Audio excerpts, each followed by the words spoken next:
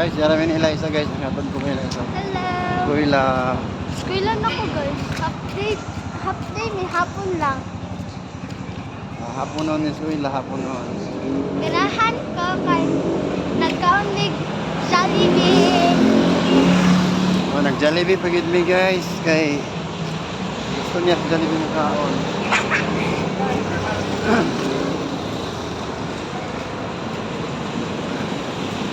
Anong masasabi mo? Kumain tayo sa Jollibee. Masarap yung pagkain nila. Wow. Mas magaling aking pag-aral. Grabe ka.